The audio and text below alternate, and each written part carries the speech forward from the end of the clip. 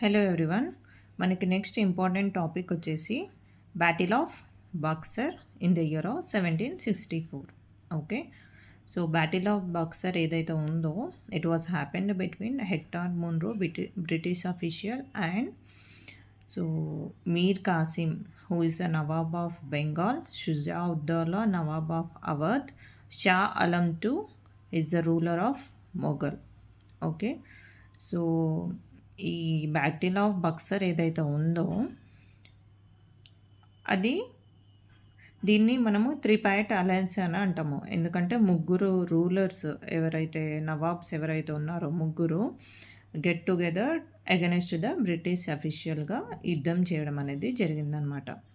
So ప్రీవియస్గా ఏదైతే మనము బ్యాటిల్ ఆఫ్ ప్లాసీ ఏదైతే చూసుకున్నామో in the year of 1757, so after the battle of Plassey ఏదైతే జరిగిందో దాని తర్వాత సిరాజ్ ఉద్దౌలాని డిఫీట్ చేసిన తర్వాత Mir Jafar made as an nawab of Bengal అనమాట.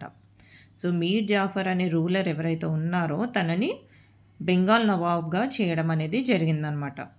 So after battle of Plassey ఏం జరుగుతుందంటే సో రూలింగ్ కంప్లీట్గా ఏంటంటే బ్రిటిష్ అథారిటీ కింద వచ్చేస్తుందన్నమాట. అప్పుడున్న రూలర్స్ ఏంటంటే వాళ్ళ చేతిలో పప్పెట్స్ లాగా అనమాట. ఏంటంటే పేరుకే రూలరు, మొత్తం యాక్టివిటీస్ కానీ అంతా మొత్తం బ్రిటిష్ వాళ్ళ అథారిటీలోనే జరిగేదన్నమాట. సో మీర్ జాఫర్ ఎప్పుడైతే నవాబ్ ఆఫ్ బెంగాల్గా చేశారో సో దానికి గ్రాటిట్యూడ్గా మీర్ జాఫర్ ఏం చేస్తారంటే బ్రిటిష్ అఫీషియల్ ఎవరైతే రాబర్ట్ క్లైవ్ ఉన్నారో తనకి జమీందారీ ఆఫ్ 24 పరగనాస్ ఇష్యూ చేయడం అనేది జరిగిందనమాట. ఇక్కడ 24 పరగనాస్ అంటే ఏంటంటే మనకి 24 రెవెన్యూ అడ్మినిస్ట్రేటివ్ విలేజెస్ అన్నమాట. Get together 24 revenue administrative units. Okay, 24 revenue administrative generating units ఏవైతే ఉన్నాయో అండర్ హిస్ రూలింగ్ వాటిని గ్రాటిట్యూడ్గా రాబర్ట్ క్లైవ్కి జమీందార్షిప్ అనేది ఇష్యూ చేయడం అనేది జరుగుతుందన్నమాట మీర్ జాఫర్. ఎందుకంటే అతన్ని బెంగాల్ నవాబ్గా చేసినందుకు మీర్ జాఫర్ దానికి గ్రాటిట్యూడ్గా సో 24 పరగనాస్ ఏవైతే రెవెన్యూ జనరేటింగ్ యూనిట్స్ ఏవైతే ఉన్నాయో అవి రాబర్ట్ క్లైవ్కి గిఫ్ట్గా ఇవ్వడం అనేది జరుగుతుందన్నమాట. ఓకే, అతన్ని నవాబ్గా చేసినందుకు. దట్ టు క్లియర్ కదా మీర్ జాఫర్. ఓకే, సో ఇప్పుడు after battle of Plassey first nawab వచ్చేసి మనకి Mir Jafar. Okay, so at first it was good. దాని తర్వాత ఏమవుతుందనంటే మీర్ జాఫర్కి నచ్చలేదన్నమాట. సో బ్రిటిష్ వాళ్ళు కంప్లీట్గా అతన్ని పప్పెట్గా చేసి ట్రీట్ చేయడం అనేది మీర్ జాఫర్కి నచ్చలేదన్నమాట. So Mir Jafar joined hands with Dutch people. So Dutch ఎవరైతే ఉన్నారో వాళ్ళతోని డచ్ పీపుల్తోని ఈయన జాయిన్ అవ్వడం అనేది జరిగిందనమాట. సో ఆ విషయం ఏదైతే ఉందో అది బ్రిటిష్ వాళ్ళకి తెలిసి okay when Mir Jafar and Dutch ఎవరైతే get together like they had good relations, సపోర్టివ్గా ఉన్నారని తెలుస్తుంది కదా బ్రిటిష్ వాళ్ళకి. అది మాకు డేంజర్ అని గెస్ చేసిన తర్వాత దే వేజ్డ్ వార్ అనమాట. బ్రిటిష్ ఎవరైతే ఉన్నారో they waged war on Dutch అనమాట, Dutch and Mir Jafar. So that is what battle of Badera in the year of 1759. So ఈ బ్యాటిల్ ఆఫ్ బదెరాలో ఏంటంటే 1759లో జరిగిన వార్ అగెనిస్ట్ డచ్ పీపుల్ మీద సో అల్టిమేట్గా బ్రిటిష్ అనేది అథారిటీ గెయిన్ చేయడం అనేది అంటే విన్ అవ్వడం అనేది జరిగింది అండ్ డచ్ పీపుల్ని డీథ్రోన్ చేయడం అనేది జరిగింది. At the same time Mir Jafar who is the nawab of Bengal ఎవరైతే ఉన్నారో అతన్ని డీథ్రోన్ చేసేసి in the place of Mir Jafar they placed Mir Qasim as a nawab of Bengal అనమాట. సో ఇక్కడ స్టార్ట్ అవుతుందన్నమాట అసలైన డ్రామా. ఓకే, సో ఇప్పుడు మనము ఫస్ట్ అనుకున్నాం Mir Jafar was the nawab of Bengal అనుకున్నాము. సో తనకి బ్రిటిష్ యొక్క ఇన్ఫ్లుయెన్స్ ఏదైతే వాళ్ళ మీద నడుస్తుందో అది మీర్ జాఫర్కి నచ్చక he joined hands with Dutch people.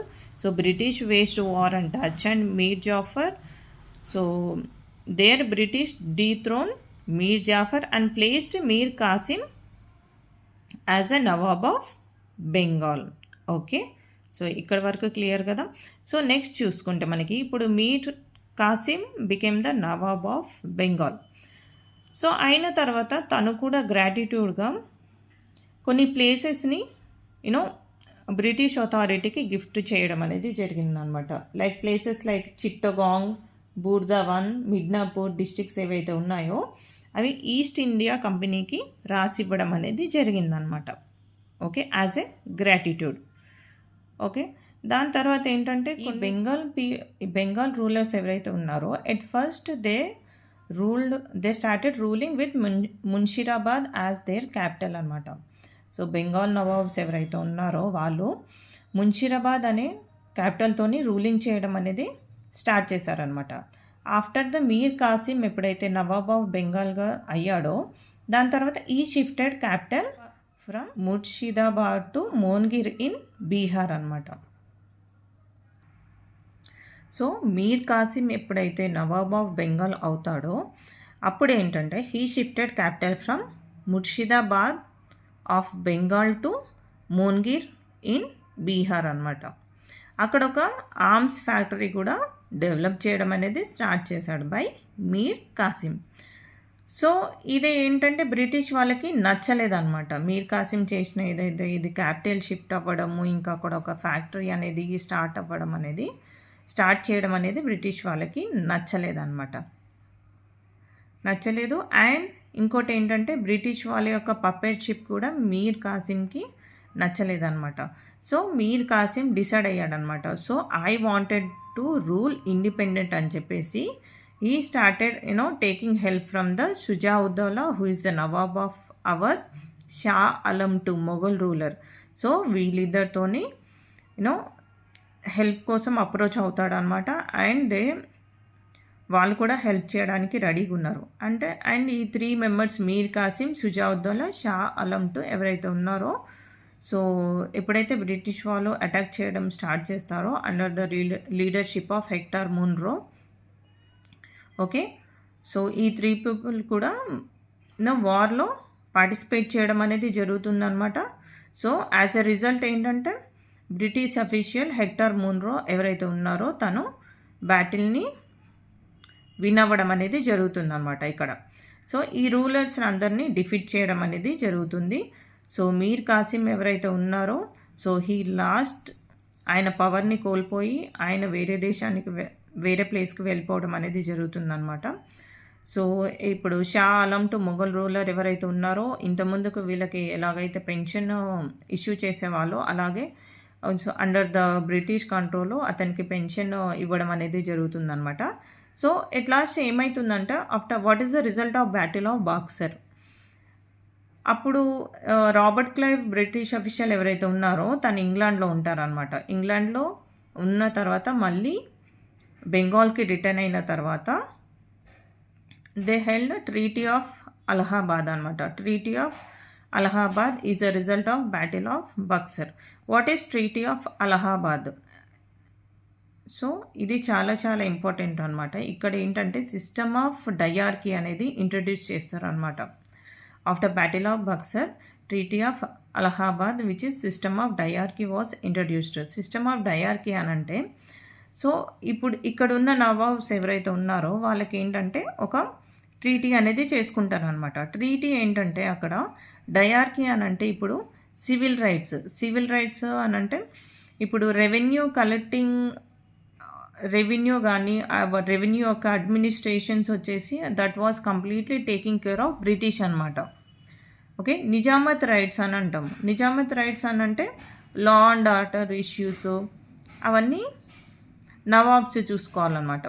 అంటే ఇక్కడ చూడండి ఏవైతే రెవెన్యూ జనరేటింగ్ రైట్స్ ఏవైతే ఉన్నాయో అవి బ్రిటిష్ తీసుకుంటున్నారు. అండ్ లా అండ్ ఆర్డర్ అవన్నీ అడ్మినిస్ట్రేషన్ వర్క్ వచ్చేసి ఇక్కడ నవాబ్కి ఇవ్వడం అనేది జరుగుతుందన్నమాట.